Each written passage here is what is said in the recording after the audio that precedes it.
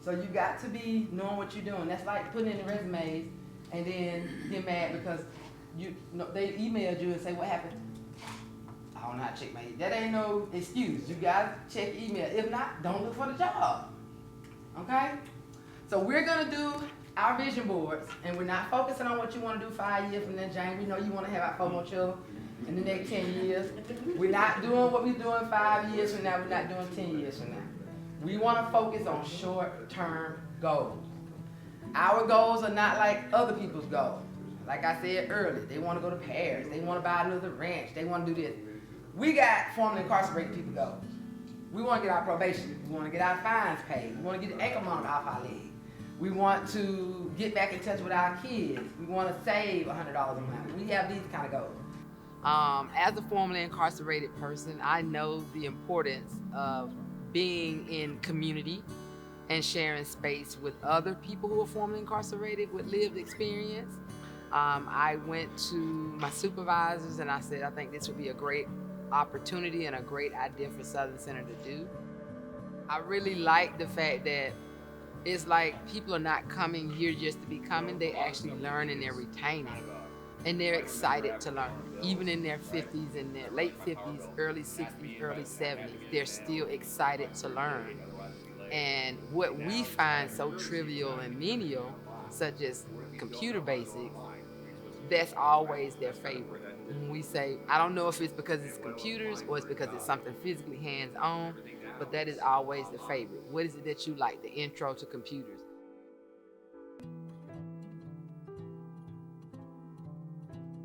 Somebody help me. I am somebody. I am somebody. I am somebody.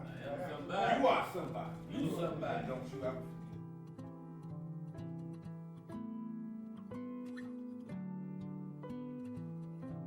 They supported it and were behind me on it. And from that point, day one, we had our first one 3 years ago. And everything from lining up the speakers to the agenda, what's on the agenda, I planned and created come to fruition.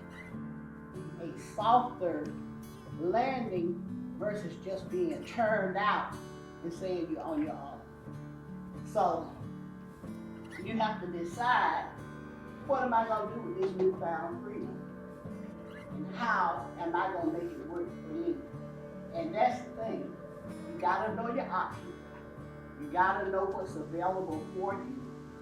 Number one, and first and foremost, you got to know what you want. You got to have a plan. I'm grateful for all the speakers and the facilitators and the guests that came out.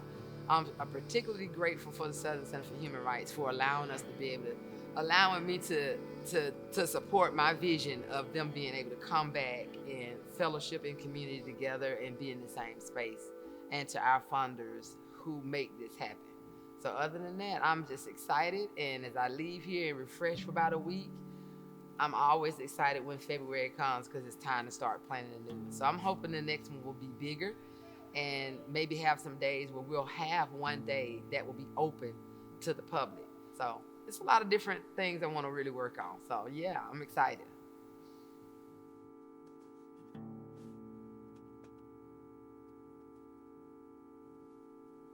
But I love me any way that I am. I've been there. I've been where I couldn't walk. I've been where I was in the bed. But look at me now. I ain't running no more, but I'm steady moving, and I'm moving forward. So I get joy out of it. And if I can wake up, open my eyes and see, and then go to get up and can move, the rest is history. Because I'm coming. This is a new day. I'm still here.